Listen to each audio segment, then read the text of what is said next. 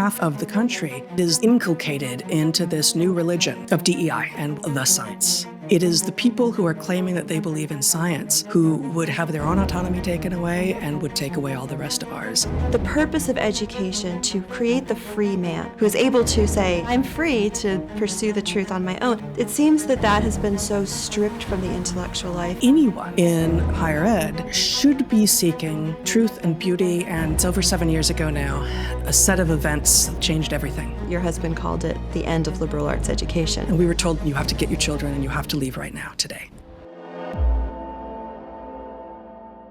Welcome to the show. I am so happy to have today as my guest, Heather Hying. She is an evolutionary biologist, an educator, podcaster, and for 15 years, she was a professor at Evergreen State, the Evergreen State College in Washington State. But that ended in 2017 when she and her husband, Bret Weinstein, resigned in the face of intense pressure following violent protests on campus. And we're going to hear her story today. And her most recent book, co-authored with her husband, is A Hunter-Gatherer's Guide to the 21st Century.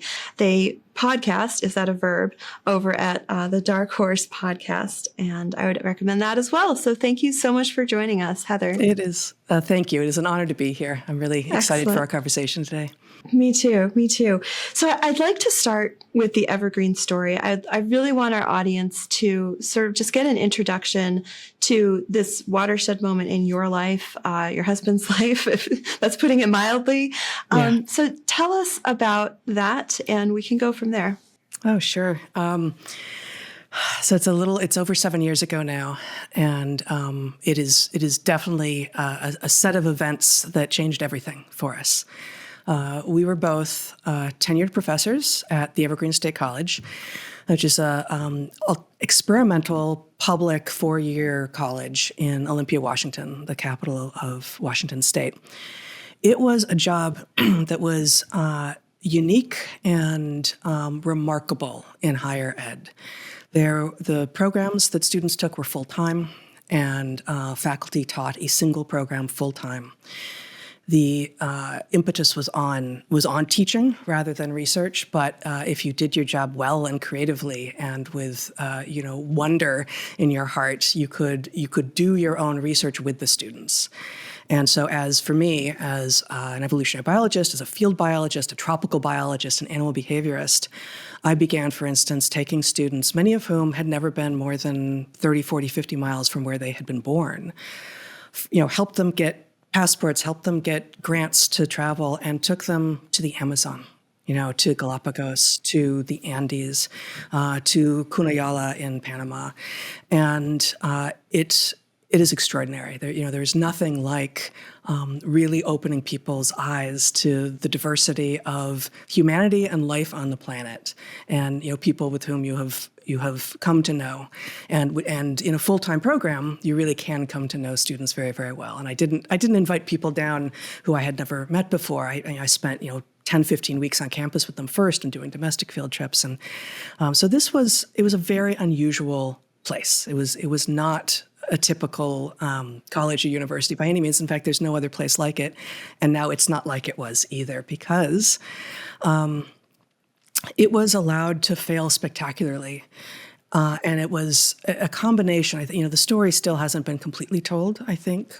Bret, my husband, has told versions of it a number of places. We have written a long piece about it, and I have written about it separately a few places. But it is through a combination of a new administration that was not interested in Evergreen continuing the way it used to be, with a new president, which went into cahoots with an activist faculty. And the activist faculty is going to sound more familiar probably to most of your audience. This was back in 2015, I think, 2014, 15, that we began to hear these murmurings of DEI, of what we now know as diversity, equity, and inclusion. And I don't remember when that phrase really started to be discussed. But, as we were hearing more and more about what are certainly, true abuses of power by police, but we only got one lens on any of these things. The only abuses of power that we were ever allowed to talk about were abuses of power by white police on Black innocence, right? And if there wasn't so much innocence on the side of the victim, we weren't allowed to talk about that. In those cases where it was Black police who were engaging in violence, we weren't allowed to talk about that. In the cases where there had been actually no violence by police, we weren't allowed to talk about that. And so there were a handful of us who were resisting what was looking like an increasingly it was as if we were on train tracks. Like you had to believe what was becoming the rhetoric, the ideology of the day, which is exactly antithetical to a liberal arts institution, right? Not just as scientists, which both Bret and I are, but anyone in an institution of higher ed should be seeking truth. Should be seeking, truth and beauty, and what the terminal degree that most faculty in institutions of higher ed have is a PhD, a doctor of philosophy, right? So, I almost always began my programs with philosophy of science, epistemology. How is it that we make claims of truth? On what basis are we making claims of truth?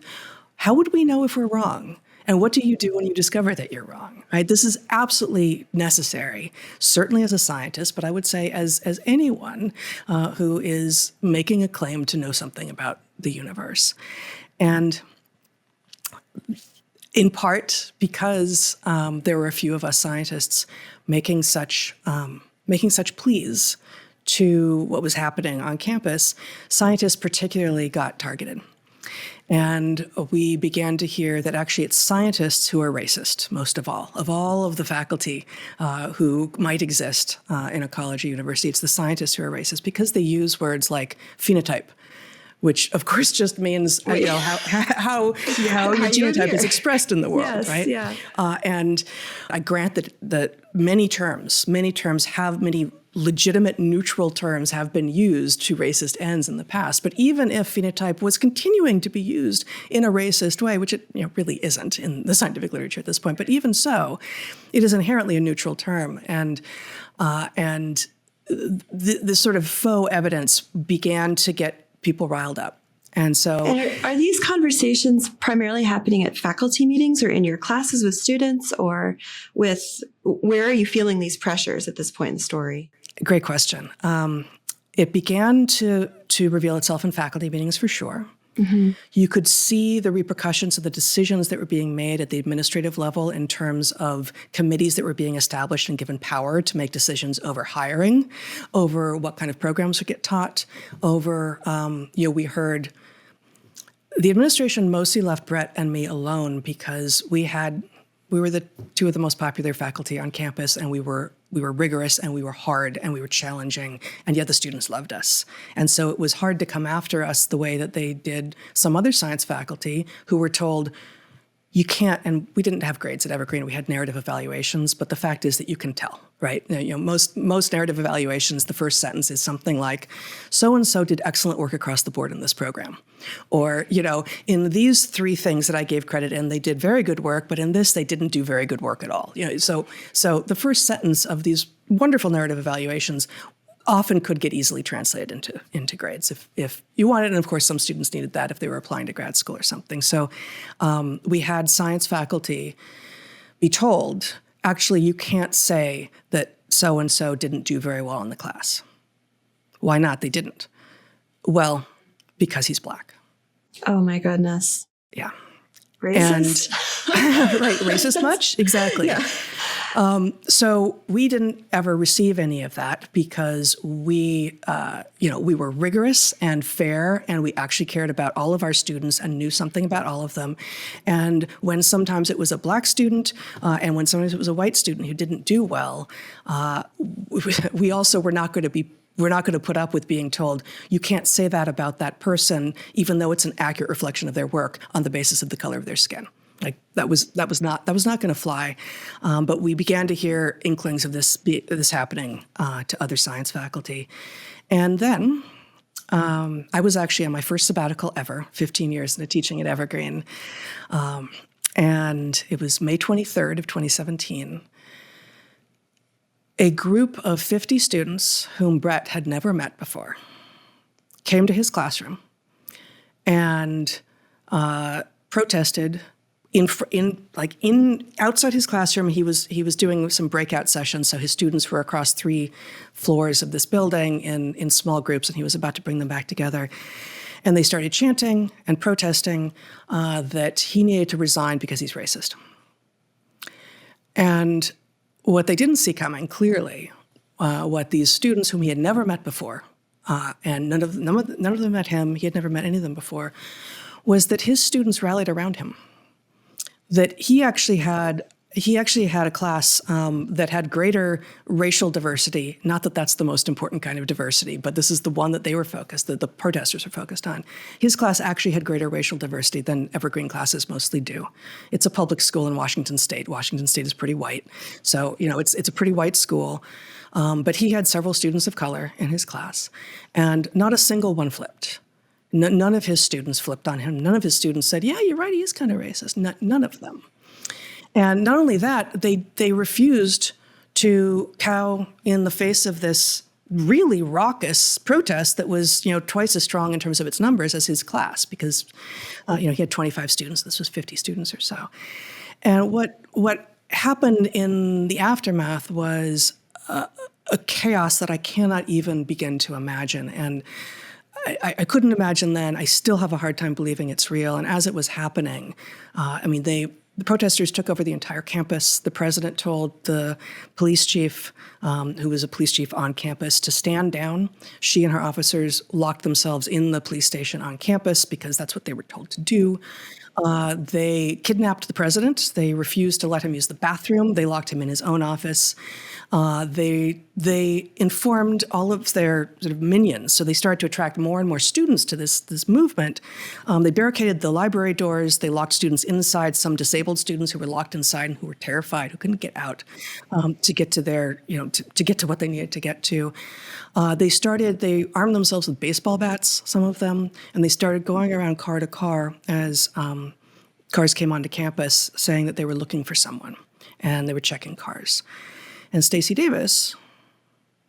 Brown, the police chief, actually called Bret and said, they're checking car to car for someone, and it's you. And they haven't said that, but it's you. Oh, my goodness. You need to Was he on campus still? He's still there? This was days in. So what became riots lasted for weeks. And this was maybe 2 days later that she called him and said, they're checking car to car.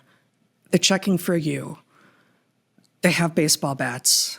You need to get off campus, stay off campus. Do not, and we lived very close to campus, and we always biked into campus. We always biked into our offices. She said, stay off your bike in town. Like, don't bike anywhere. And just, watch yourselves. He had already... I just wanted to stop because I'm having a hard time just like even understanding how this came about. So on the one hand, we have this sort of like faculty, the equity people, the DEI people who'd been brought in. But in the end, it's a student mob who's actually putting him at physical risk. So where's the connection there? The leaders of the student mob were sent by the leaders of the faculty DEI team. And it's a terrible, terrible truth, but it is true. And I don't actually, obviously the students were responsible. They were old enough, they were responsible for their own actions. I suspect that, and in fact, we've heard from a couple of the people who were active then on the wrong side of the issue. We've heard from some people who regret what they did. They're embarrassed, they're ashamed, and they have apologized. It was so shocking in its intensity and chaos and utter lack of humanity. And I was sure, Bret and I were sure at the time, no one will ever be able to understand this. But the so-called protesters, again, these activists who were riled up with lies from these activist faculty and staff members, made a fatal error for them, which is they were so certain that they were the ones on the right side of history, that they recorded everything and uploaded it to the internet. And, within hours of these videos being on the internet, someone, not us, I mean, we were in save ourselves mode for Right. a Your long survival. time. I mean, in fact, at the point that we were told that we were in danger and that we should get out of the state, I went to my children's schools. One was in fifth, one was in an elementary grade, and one was in middle school. I went to them in the middle of the day, pulled them out of the classroom, and we left town. And we found someone to stay at our house and to watch our animals, and we left within hours of being told, actually, you're no longer safe. You're no longer safe in the home where you have raised your children, in the town where you have been, tenured faculty for 15 and 14 years, and where your students love you and continue to support you. It's insane. It's so fast too, like the turnaround time. Yeah. I watched some of the footage of, I think it's called the canoe meeting, the famous where the equity board or commission or whatever they were called, the equity committee gets up and they just sort of present to the faculty present as de facto, this is how it's going to be, the equity plan for the college. And I believe your husband called it the end of liberal arts education. And for all the reasons you just gave us there. And something from this story that it raises so many sort of broader questions of courage versus mob mentality, and why there are so few who in such a rapid turnaround for an institution like that you saw at the Evergreen, how it happens so fast and so few people have their wits about them enough to realize what's happening almost. Because at this canoe meeting, you see this guy beating a drum and he gets this whole bunch of faculty of otherwise intelligent people to just start following him around the room in this sort of strange religious ritual. I'm sure you've reflected on this many times, but what was it about you and Bret that made you could see it coming? Like you could see that this was a bad idea. What made you so different that you weren't following the drumbeater? In part, we had already seen some of what was happening behind the scenes. We had seen some of the tactics and inferred from those some of the strategies, still without knowing why. Like why destroy an amazing institution? And to this day, I don't know why the new administration was interested in doing that. But the interests of the activist faculty seemed pretty straightforward, pretty narrow, pretty egotistical, even narcissistic. And just self-serving and explicitly not interested in serving the people whom they were pretending to be interested in. And so, I mean, for me, I think the answer is a little bit different for Bret and me. We're both evolutionary biologists. We've had the same job description since we were in college, practically, but we're very, very different in terms of our brains and how we go about, like, what our specific skills are in the world. And so, for me, I think one of the things that made it so clear that these were not the people who should be listened to, or at least I should be listening always with a curious, skeptical ear, was I could see that they didn't actually care about the students. Everything they did, they claimed to be doing for the students. And these were some of the same faculty who, when the door closed and there were no students in the room, they would talk about the students dismissively, with no honor at all, with no care, with no compassion. And some of them would say things like, well, of course I don't know their names. Like, you've taken a job at an institution. It's one thing if you're at a big R1, a big research university, and you have 2 classes in a semester, and one of them has 300 people in it, and it's a different situation. I don't expect such faculty to know all of their students' names, nor do I expect those students to learn nearly as much as they could in an intimate surrounding where you have a 25-to-1 student-faculty ratio, and sometimes you have 3 faculty teaching a full-time program, but still that's 75 students whom you're going to be with for 10, 20, 30 weeks. It's your job to know something about them beyond their names within the first week. That's just part of the job. So these were faculty and staff who demonstrably weren't what they appeared to be.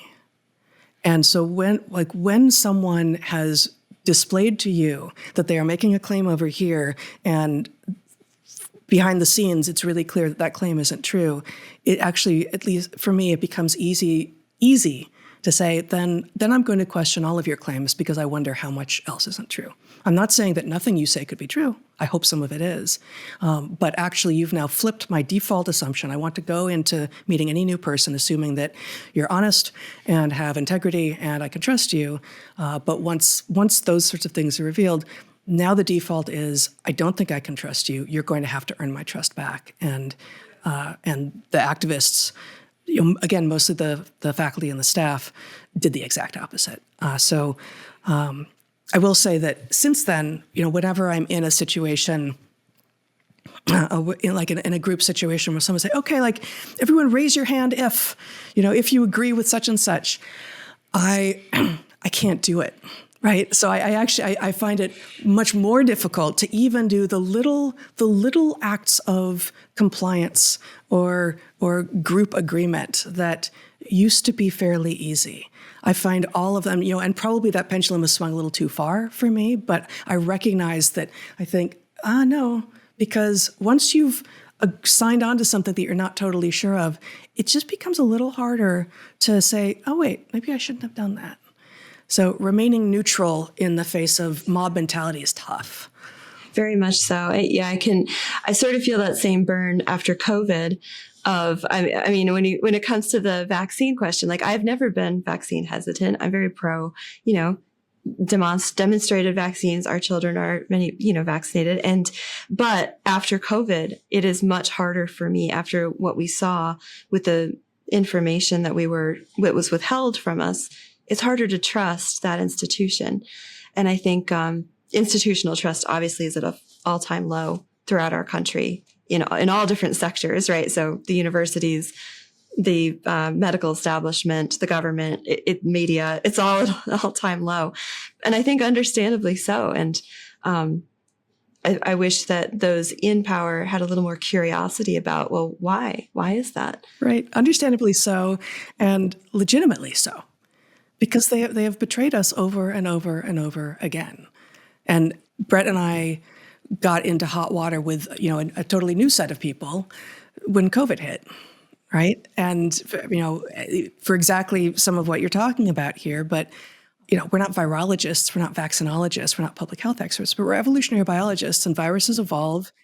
Yeah, viruses evolve, and I had also worked in a federal grants office, and Bret had worked on bats, and there was just a lot there that, like, okay, let's figure out. And one of the things that I explicitly used to teach my students, along with epistemology and everything else, but was literature review. Like, how do you interpret? How do you begin to understand and interpret the scientific literature, and begin to recognize that actually, if you don't understand something in a scientific paper, there are some people there are some people out there who just aren't going to have the chops. But mostly, and again, I was at a public 4-year college with a lot of students who were first in their family to go to school, a lot of students who were paying their own way through school, a lot of students who are eligible for Pell Grants. These are not kids who'd had everything handed to them in the best education until they got to college. But it was the very rare student that I had who I couldn't actually encourage to and teach how to interpret scientific literature. So my absolutely confirmed at this point opinion is that most people can learn how to do that. And one of the things you need to do to actually have the confidence, you need confidence and humility, but you need the confidence to say, you know what, I've read this paper several times, and there's something in here which I cannot make sense of. And sometimes it's just some method that you have no you have no background in and you just don't know, and you're going to have to find some other way to get into that method. But if the introduction, where the authors are supposedly setting up what the story is, what the problem is, what we already know about, and what is the hypothesis, or the discussion where they're describing what my research just revealed, if those are not decipherable by a smart person who's been thinking about this for a little while, that's not on you, the reader. That's on the scientist who wrote the paper. And unfortunately, often, scientific literature is written badly, in part because scientists often don't know how to write. But it's also true that scientific papers are often written badly because it serves people to not have their work be interpretable. It's obfuscation, right? It's obfuscation. And that's, people, especially college students who don't feel like they're empowered, they aren't allowed to think that. about scientific literature. And so just breaking down, like, you know what? Yes, that's an authority. And so am I. Don't trust me because I have a degree and I've been hired to be in front of you. I have to earn your trust. So does that paper.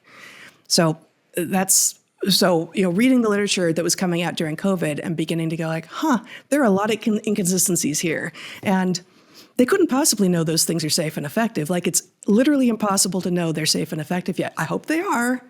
But the fact that they're telling us that they're safe and effective this early on means that they're lying to us, and therefore we have to ask, what else are they lying to us about? Exactly. Right. Yeah. To return to the university a little bit, and this is where I'm excited to talk to you. Obviously, most of our viewers are Catholic and people of faith, and Catholics like to brag that we invented the university, which may or may not, it might be slightly exaggeration, or it might be true. But we're now at a point where it seems that religion, or even a classical concept of the liberal arts, the purpose of education to create the free man or the free woman who is able to say, I'm not subject to Dr. Fauci's, declarations because I'm free to pursue the truth on my own. It seems that has been so stripped from the intellectual life and the educational institutions, both in Western Europe and in North America. And it seems to be that the narrative was, well, if we can strip ourselves of religion and strip ourselves of this original purpose, then somehow now we will be free. We will be able to explore and try new things and do whatever we like. But you might say that the universities have become increasingly oppressive. For someone who's not religious, looking at the histories of the university and where we are today with this increasing intellectual oppression of them, do you see a connection between the stripping of faith, religion, God, what have you, from the university and the loss of the liberal arts, the death of the liberal arts, as it were, at a place like Evergreen? Yeah, I do, actually. And I don't know that I could point to a clear through line at Evergreen per se, but in the academy more broadly, I do. And as you say, I'm not a person of faith. My father was. My father was Catholic, actually, and he also used to say that that the Catholics brought us higher ed, the first universities. I'm with you, Dad. Then. So I don't remember who has talked about the God-shaped hole that is left behind when people abandon religion. Bret and I, my husband and I, neither of us have faith, and we feel that it is possible to live moral, good, and honorable lives that both embrace wonder and reason without faith. But it is clearly very, very challenging, and not necessarily the thing to be recommended to most people, because I think what we see happening in part, and this is something John McWhorter, linguist John McWhorter, has pointed out, I think most eloquently, although many of us have said, the DEI stuff on campus, it's a religion. Like, it is a religion, and he's using that term, and when I have said it, I'm using that term, and it's like it's derisive for him. And I don't have derision for religion more generally, but in terms of a set of beliefs, an ideology that you must adopt, that you must accept, that you receive from authority, that will not endure fact-checking, actual fact-checking, truth-telling, and wherein those who betray the concepts of the thing are basically held up as spectacles so that others will not follow suit. This all has... this all is very reminiscent of some of the worst of what actual religions have brought us in the past, right? And I don't think, I have not seen any data on this, but my prediction is that, my hypothesis is that the activists among the woke activists, the anti-racist activists, the DEI-informed activists on campuses and on the streets of, for instance, Portland, where we lived for years, including during the summer of 2020, I doubt that almost any of them would describe themselves as people of faith. I think these are people who Fair are enough. right, who say they are secular, and these are the people who put yard signs up if they have yards. In this house, we believe that science is real, And when I see those signs, my response is, I believe that you don't know what science is, because that's not what science is. That's not what science does.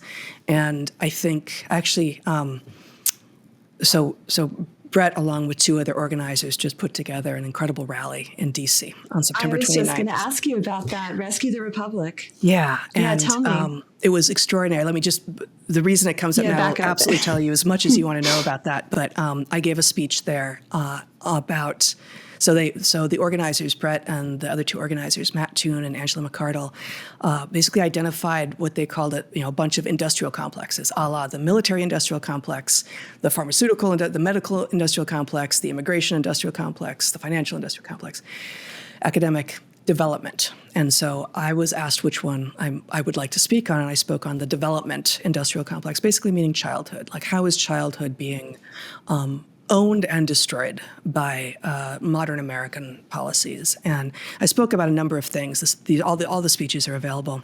It was an incredible day.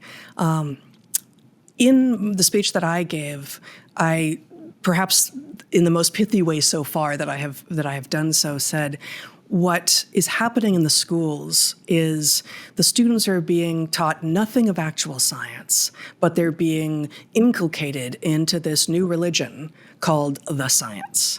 And so, half-ish of the country thinks that they are the ones who stand for science, and that, if you are religious, you can't possibly be interested in science. And both of those things are wrong. Right? Like, both of those things are just patently untrue. And the people who think that they are standing up for science, the people who believe Anthony Fauci when he says, "I am the science," have revealed in so doing that they don't know what science is, that they are easily conned, that they are looking for an authority to take orders from, that they are willing to be compliant, and that they don't have the autonomy that, whether or not you believe God gave it to you or it evolved through, billions of years of natural selection, there is an autonomy that all humans have and deserve and should never agree to have taken away from us. And it is the people who are claiming that they believe in science who would have their own autonomy taken away and would take away all the rest of ours. And many of us aren't standing for it. Like, we're not going to put up with it. Yeah, I think that segues into, I do want to ask you about Rescue the Republic, sort of the origins. Obviously, Rescue the Republic is a very in-your-face kind of rallying cry, appropriate for a rally. So what was the genesis of Rescue the Republic, and what do we need rescuing from in your mind? I think we've touched on a lot of it, but give me the elevator speech for it, because I'm fascinated. Yeah, I'm definitely not the right person for that, since I was stunned by the work that the three of them did, and I was thrilled and grateful to be part of it. But I gave my talk, and I got to interact with some of the people in the audience, and it was just such an amazingly actually diverse group along every demographic that you could possibly DC, imagine. Right? This was in Washington. It was on the mall, like in the shadow of the Washington Monument. It was extraordinary. And Bobby Kennedy was there, and Tulsi Gabbard was there, and Jordan Peterson, and so many good people.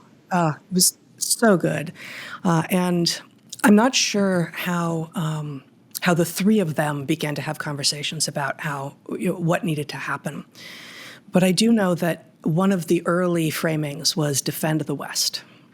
And some people said, I don't know about the West. People don't know what the West is. The West has a bad rap right now.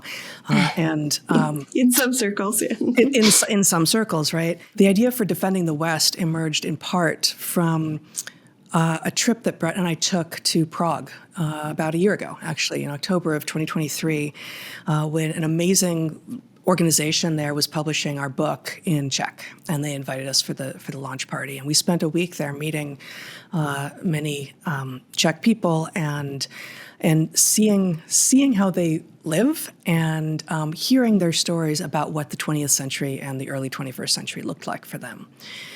And one of the things that was clear is that although they understand themselves to be at sort of like the edge of the West, and indeed we're talking, one person in the Q&A that we did for the book launch referred to themselves as being in the West, and then sort of Western Europe being the West-West, and us, on the West Coast of the United States being the West-West-West. And this is sort of charming, and it fits, and it's not dismissive of anyone, but like, you there out in the West-West-West, on the West Coast of the U.S., we have no sense of history, and yet we are the last place that the ideals of the founders of this amazing country of ours got to, and I think we are in part, therefore, many of us, not me, but many people on the West Coast are most willing to give it up because we haven't had it for very long, and we also haven't seen the alternative, and so the countries that were behind the Iron Curtain, especially the countries that were on the border with countries that weren't, like Czechoslovakia then, now the Czech Republic, kept the spirit of dissidents alive. And there is, for instance, a park whose name I've forgotten, a giant, beautiful park in Prague, which was well loved during through 1989, and still is now. But because you could walk its trails and you could always see for far enough that you could know whether or not you were being overheard by the Soviets who were there. And otherwise in your apartment building, there were places where you just didn't know. The walls had ears, right? The walls had ears, right? And we saw in the Czech people a kind of a playful resistance to orders, even when the orders were fine. But they just have a sense of like, yeah, I'm gonna resist when I can, if I'm not gonna hurt anyone much by doing that, just to kind of keep my resistance alive. And I think that resistance to authority and to immoral orders is baked into the founding documents of our country, and it is something that we are losing. And we are losing in our media, exactly the list of institutions that you mentioned. Higher ed, media, medicine, Hollywood, these places that were beacons of truth, of creativity, of wonder, of experimentation, of discovery, are becoming gray spaces that are in lockstep, where the only way to get ahead is to look around and make sure that you look like and you sound like everyone else. And what does that sound like, if not at least the visions that we've received of what life looked like behind the Iron Curtain? Right. I've interviewed a couple of people now who either grew up or their parents came from behind the Iron Curtain, or recently a man who escaped from Cuba. And all of them say, I feel like I have deja vu right now watching our country. And it's chilling. I mean, this is like the third guy in a row. And I think a lot of it has to do with those complexes that you were just talking about that are gray washing everything. And with this veneer of be yourself, find yourself, just express yourself. I mean, that's the line of every Disney princess. And yet every Disney princess is the same exact character. You're all the same. You all talk to the animals and then say no to your dad and then, marry the prince of your dreams, and who knows what happens then. But that's so interesting about Rescue the West. What do you see as sort of those foundations of the West? When did the West begin? I mean, I as a Catholic have my answer, but I want to hear sort of from your end of things. Yeah, I'm not a historian, so I don't claim to have what is probably a deeper and longer time scale understanding of this than you will have.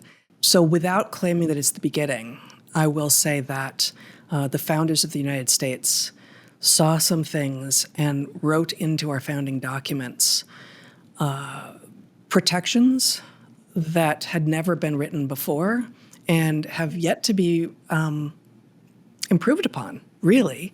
And so the First Amendment is the First Amendment for a reason. And the fact that it protects not just what you actually say, but honestly what's inside your head. That's the protection of the freedom of religion. Like, what do you believe? You're free to think whatever you want. You're free to say whatever you want. You're free to publish whatever you want. You're free to gather with whomever you want, and you're free to get redress for grievances from the government.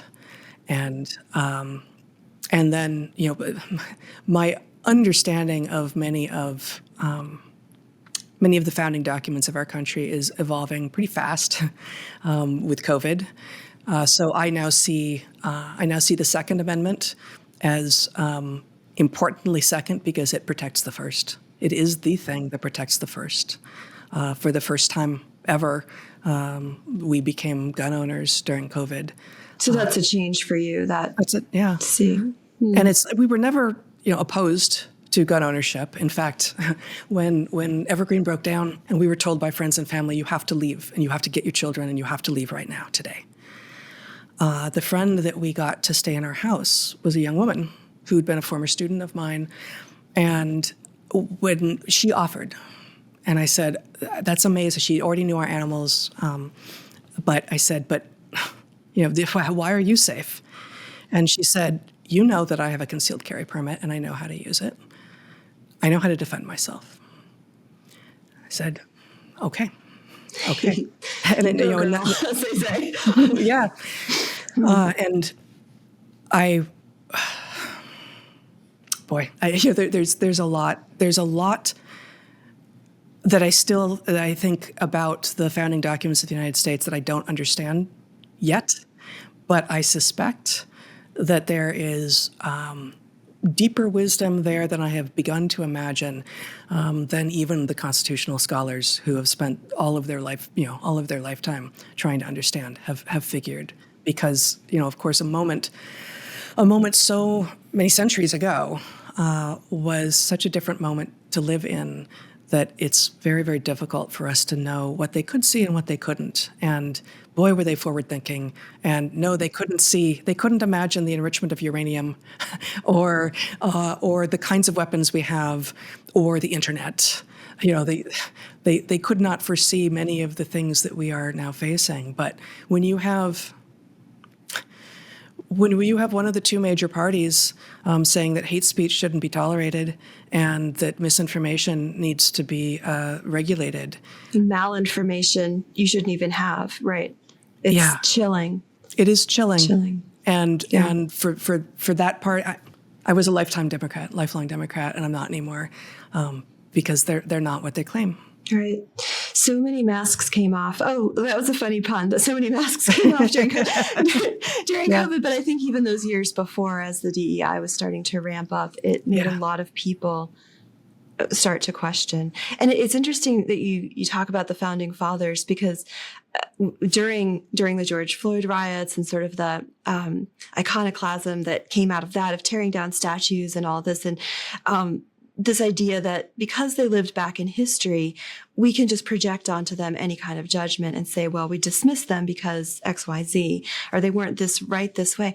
But like you said, when you actually go and you read the documents in the First Amendment and you compare it to what's happening now, I think that's one of the things of the West, right? That there is this enduring human nature that they could see then, in spite of living in such a different environment than we have with our cameras and our social medias and our scrolling, and maybe even better, right? Because they didn't have the cameras and the screens and the scrolling. And that's what always impresses me every time I pick up the Constitution again. And like Alexis de Tocqueville, it's a constant source of, there is something universal here that wise men have been able to see. Aristotle, Aquinas, Enlightenment thinkers. And that's a source of joy and wonder, I think, that the left doesn't have anymore, because it's surprising. I don't know. Yeah, I don't think they do. And I mean, as you say, the language, like they're cosplaying, and the costumes they're putting on are all about freedom and joy. I can't even say it without laughing. Like, these are not the people who are joyful, like, patently, look at them. But, they're cosplaying with, like, it's all about the freedom to be me. And if I think I'm a cat, I'm a cat. And if I think I'm a boy, I'm a boy. And if I think I'm a unicorn, I'm a unicorn. And it would be farcical and funny if they weren't taking themselves so seriously and trying to get the rest of us to agree to their fantasy. And increasingly, I feel like there's been a groundswell for a while, but I feel like it's accelerating. People are now increasingly willing to say, the emperor's naked. Like, he's naked. And actually, I'm not inherently racist because I'm white. And boys can't become girls, and girls can't become boys. And science doesn't come down from authority. And no, I'm not taking your jabs now or actually, I think, ever again, because you have to re-earn my trust, and it's going to be tough because you're making no attempt to do so. All you're trying to do is convince me with more lies. That's not how science works, and that's not how human interaction works. Right.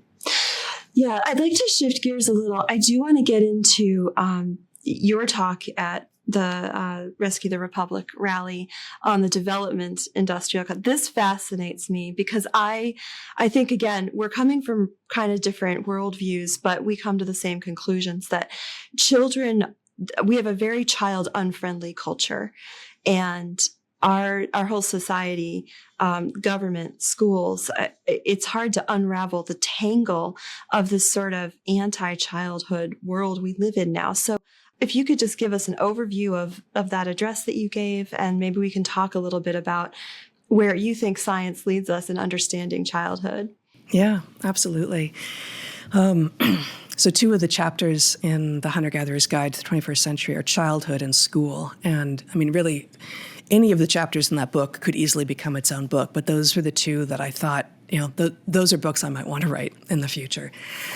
I'll start with the evolutionary take, which is we have incredibly long childhoods, humans do. The longest per life compared to our lifespan of any organism on the planet. And that's not an accident. That's not just, oh, isn't that cute? And childhood isn't a time to just kind of twiddle your fingers and twiddle your thumbs and wait for adulthood to come. So there are a lot of organisms out there without a period of development where they're interacting with their parents at all, things that have nothing to learn, things like dragonflies. And then there are organisms like all mammals and most birds that do have something to learn. They have to learn something about how to be what they're going to be when they grow up, and they have relationships with their parents, and they often have relationships with their siblings and then with the larger community. But no one does it like us. And even there's a small group of organisms that have culture, and you might even say have the beginnings of language, things like crows and parrots and wolves and elephants and toothed whales like dolphins and great apes like us. But again, we do it all more in more, just in more elaborately, more better, honestly, with more of everything than anyone else on the planet does. So what then is childhood? Like what is it? It's not an accident. It's when we learn how to be what we're going to be. And how are we doing that?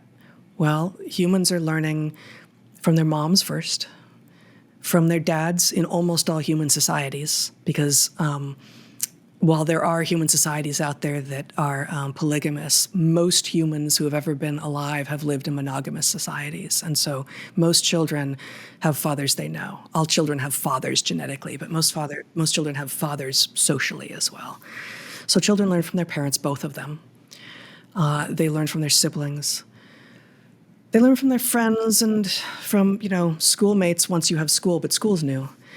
And they learn from direct physical interaction with the world. They learn from crawling towards a fire and being in a situation where everything hasn't been cleaned up and made safe for them because they live in a land of lawyers and overly concerned helicopter and snowplow parents.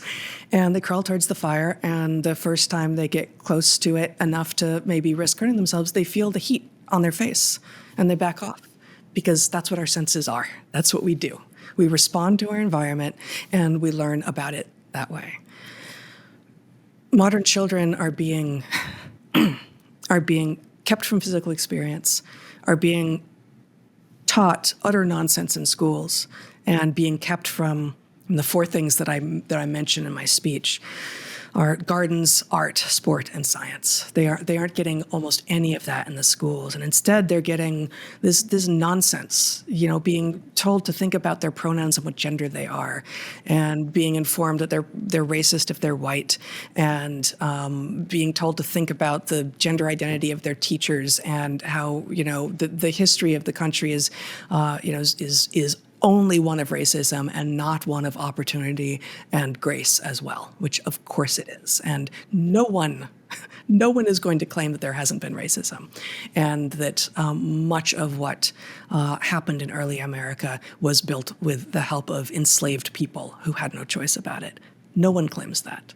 And has that been disappeared in the past? Yes. But what is happening now is not even a pendulum swing to overcorrection. It's just hateful and nonsensical, and it's often a wrecking ball, not a pendulum. It's a wrecking ball. Yeah. And so they're not, they're just destroying, and they're not even offering anything else that we could build with. Right. Right. And they're demanding more money for it too. I mean, that's the constant. Well, if you just give us more money for the schools, it'll somehow get better. We've been doing that. So we lived in Portland. Moved from Olympia after Evergreen blew up, and lived in Portland for 4 years. During the summer of 2020, during the summer of George Floyd, 100 consecutive days of protests that turned every night into riots at the courthouse and elsewhere in the city. And we documented some of that actually on Dark Horse on our podcast. In the summer of 2020, our younger son was just about to be starting high school, a high school which, because of COVID lockdowns, he would never set foot in for his entire 9th grade year. We didn't know that yet. We knew that they were going to be starting remotely. But in the summer of 2020, when they knew that they were going to have remote schooling and that we were in a big public school with like 4,000 kids, and there were a lot of low-income kids who didn't have access to computers or internet at home. So how were they going to do remote schooling? This is what the school district needed to be paying attention to. This is what they needed to spend the summer of 2020 doing. Our child had internet and a computer. He didn't need this help, but many of the kids did. Instead, what the school did during the summer of 2020 was they worked hard to figure out how to rename the school so that it would no longer bear the name of Woodrow Wilson, a former U.S. president, because being a former U.S. president from the early part of the 20th century, he was inherently racist.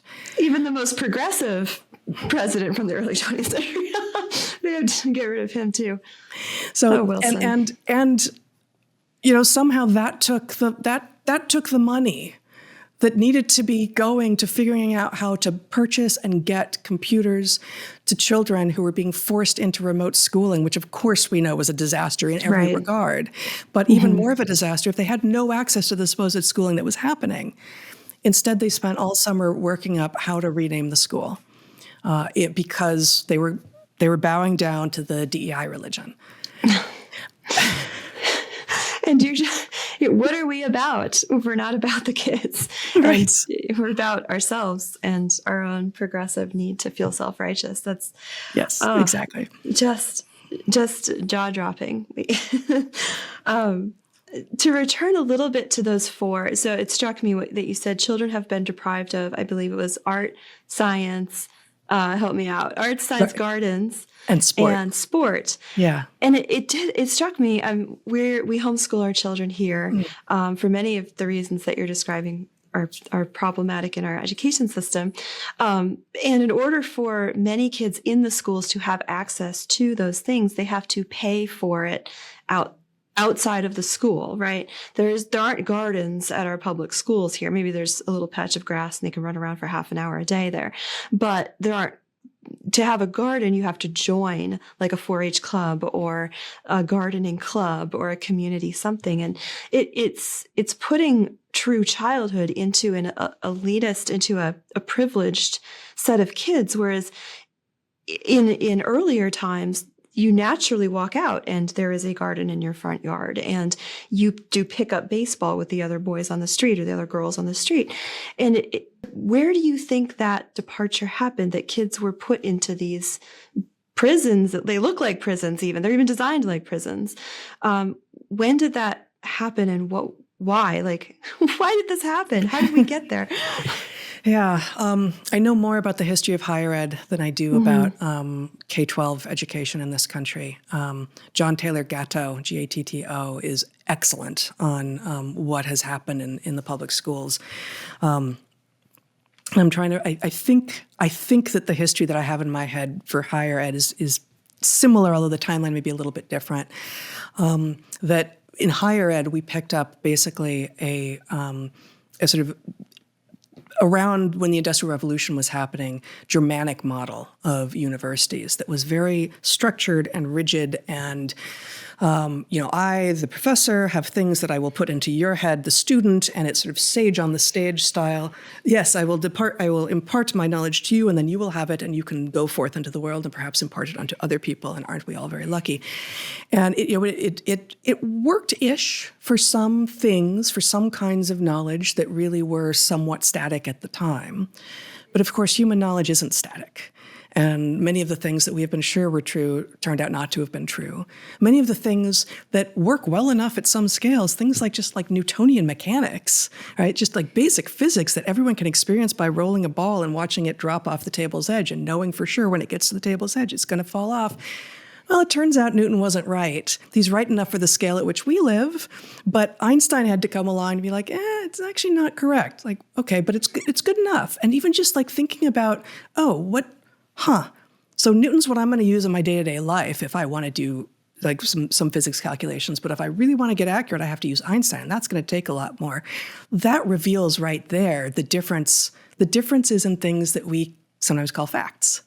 And again, we're back to epistemology. Like how do we understand what is true, and how certain are we?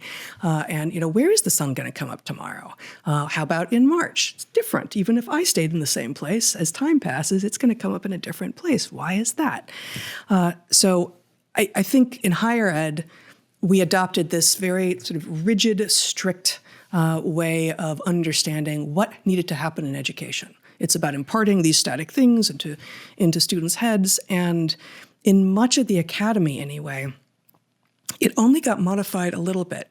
And many of the people in humanities especially feel like, I think it got modified a lot. Like, we do seminar and it's all about discussion of the texts. Like, well, okay, but you still have your ideas about what it is that the texts are. And I would argue I was a literature major to start, so I ended up fun. Yeah, and I was a literature major. Conversation. And I ended up leaving. I was like, just give me the book lists. I don't want to hear your lenses and the ridiculous conversations we're being forced to have. I want to read the books. And then I want to actually go do science, because this is driving me crazy. It felt very old school, and that would have been in the late 80s, early 90s that I was in college. The humanities and social scientists think that they're doing something that's very new, but it actually feels very old school. The scientists increasingly aren't actually doing science, and they're especially not teaching science to students. They're teaching method, and they're teaching what we already think we know. Much of it's going to be true, but not all of it. The methods that we currently have and how to apply them. And there's nothing about hypothesis and prediction and interpretation and recognizing bias and recognizing where your bias doesn't matter and recognizing where it does. And I'm not really answering your question. I'm rambling a little bit, but like, why does art show up on that list? And obviously, like reading and math aren't on that list because I assume that everyone knows that kids need those things. But I also assume that most people know that the way that those things are taught mostly are terrible. It's failing, right? They're totally failing. And most kids hate math, not because math is hateful, but because no one knows how to teach it. But in terms of science and art both showing, real science and art both showing up on that list, one thing I found when I was a professor for many years was that I had much more in common in terms of my pedagogy, like how I taught and what I wanted from my students and how I wanted to engage them and how I wanted to see their thought processes transforming. I had much more in common with the artists in general than I did with other scientists or social scientists or humanities people, because I was looking for creativity and discovery and exploration. And then I wanted them to apply the scientific method to figure out, okay, now that you think you know something, let's figure, like, how would you figure out if it were true?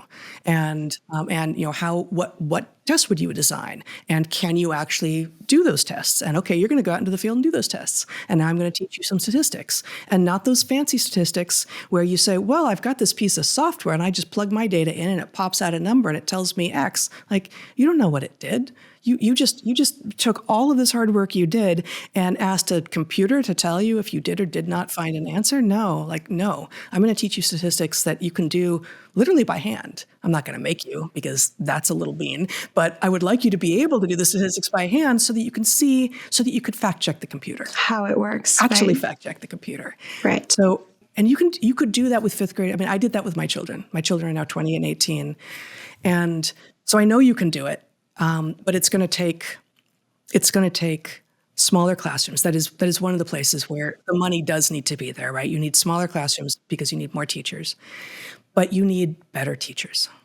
You need teachers, and it could be that many of the teachers we have could do this, but you need teachers, and I think this is something I said in my speech at Rescue the Republic.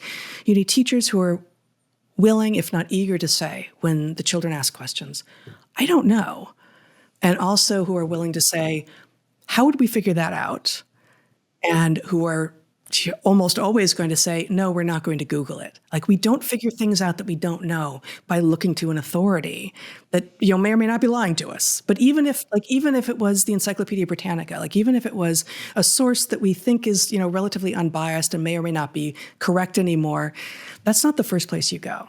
Like if you're trying to teach kids to be scientists, to think scientifically, and most of them won't think of themselves as scientists later on, but to think scientifically, you want them to really take unto themselves, oh, I have this question about the world.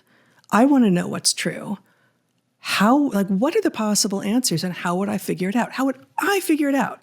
By either observing my world or by talking to people that I actually know and am here in a real space with, not by going to some internet authority or by listening to the dude on television with the lab coat. Oh my goodness, the YouTube channel, right? No, and to connect it to the garden in science, you should go to the garden, right?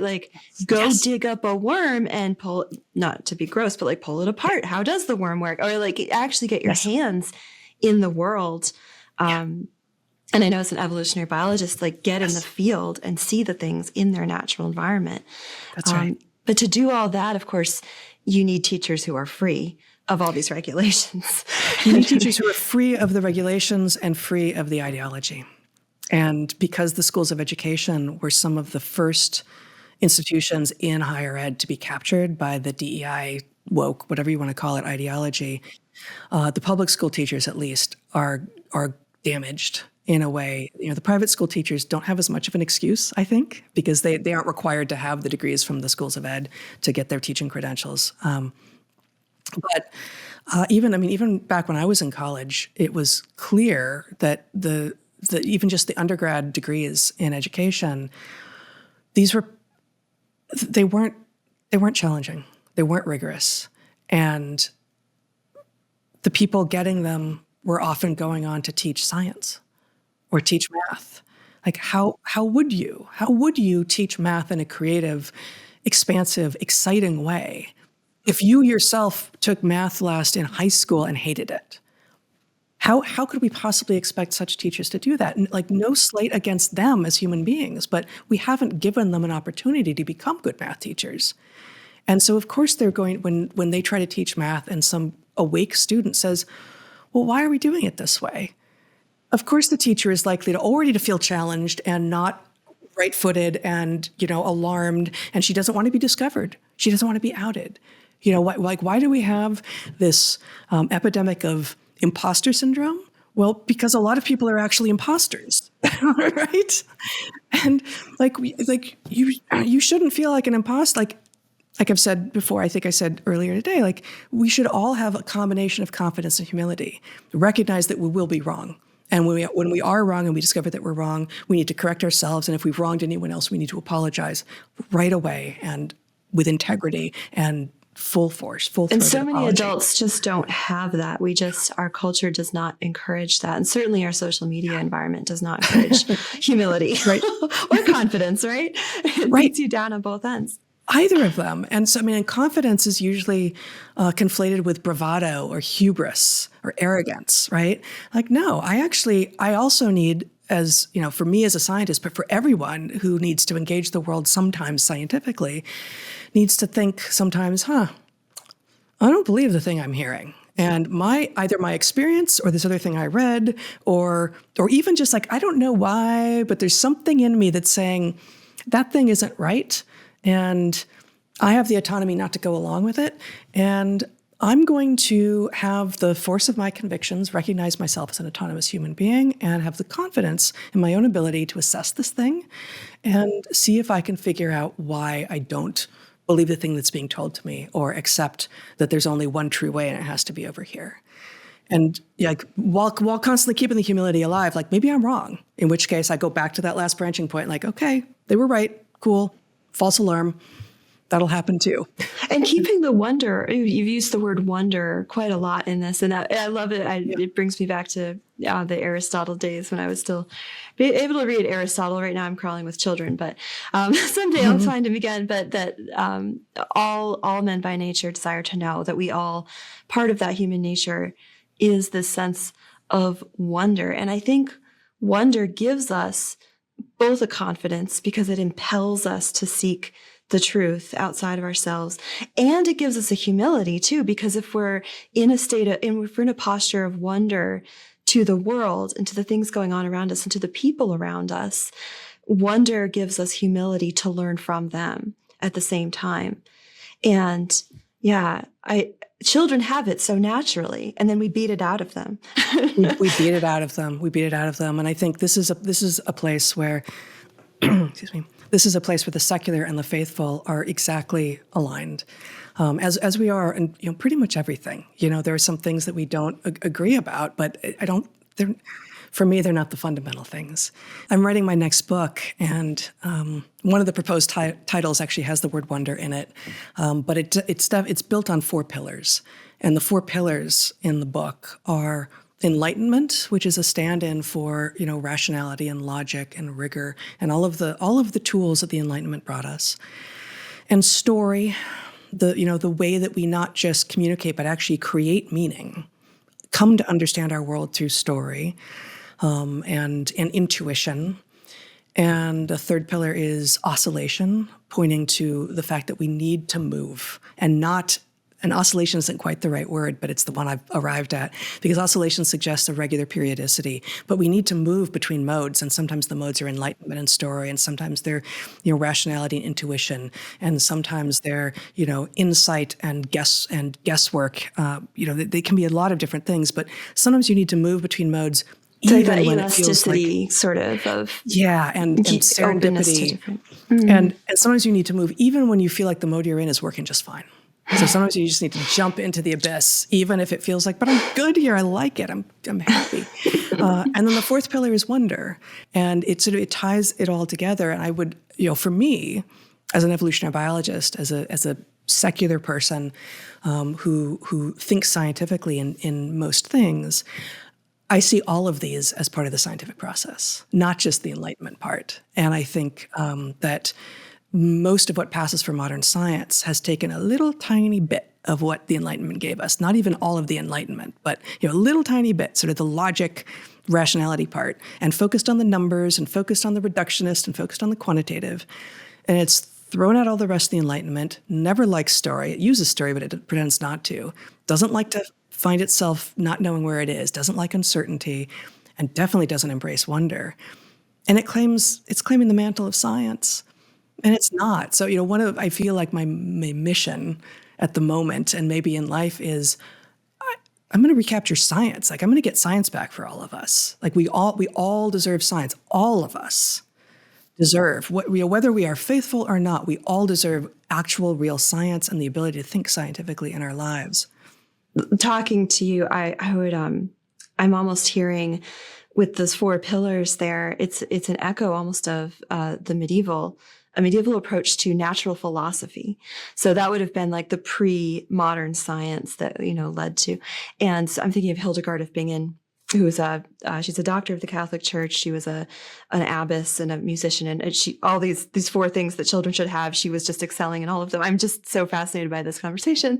But the idea that wonder impels us, but we have to use right reason to receive the story. For us, it's salvation history, but it would be human history, the history of the world, of what is, all of the things within that, and the mapping on. And I'm in some ways, I'm sorry, of course, that what happened to you and Bret and all that's gone on in our culture and the blow-ups with COVID. But one of the fruits of the last 10 years has been, I think, finding that we have so much in common with the people of faith, people of science and true understanding, and a desire for liberalism understood the way it should be understood, as freedom.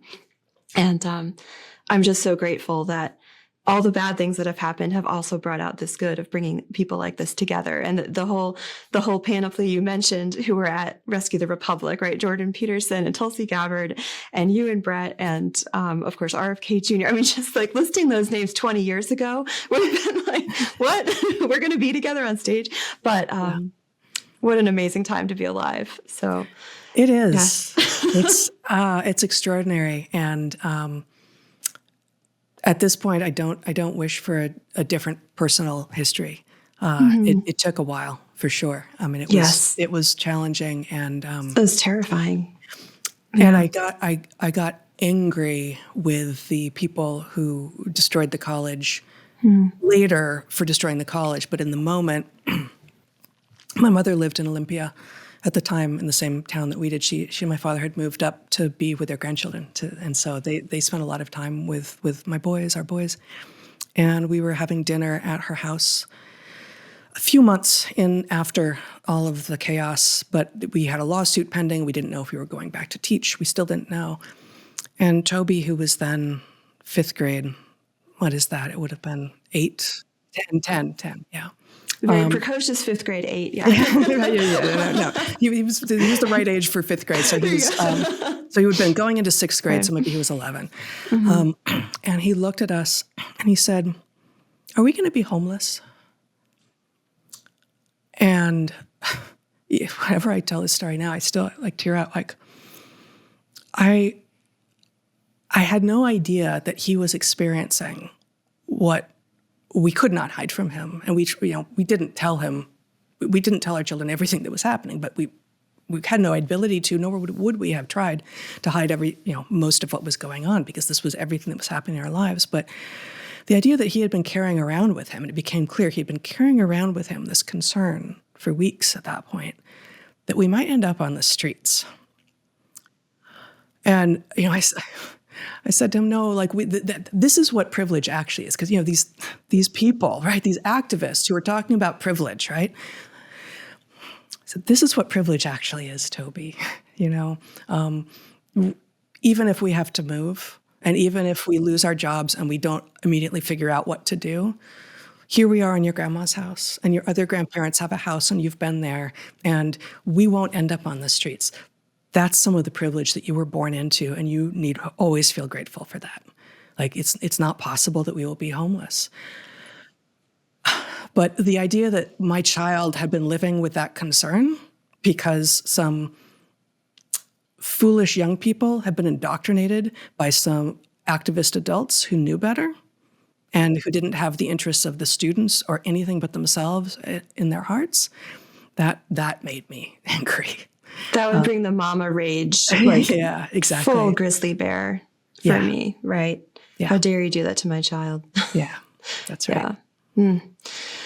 Wow. Well, this has been a great conversation. I know we've gone long, but I feel like there's so much to talk about, and I really appreciate all of your time. One more time, where can people find you, and where can they be on the lookout for your next book?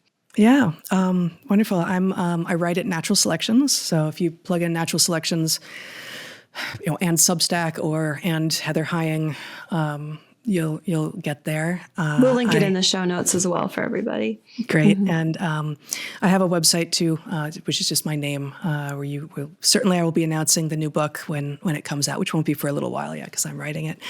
I'm writing it now. I'm hesitantly on Twitter. As Evergreen blew up, I said to Bret, I guess I'm going to have to get on Twitter, aren't I? I had completely avoided all social media until that moment. And I'm on it as well. Professional obligation now, right? Understood. Well, thank you so much for your time. And thank you. Yeah, we look forward to seeing what's next in store for you. Thank you so much for the wonderful conversation. I really appreciate it. Thanks.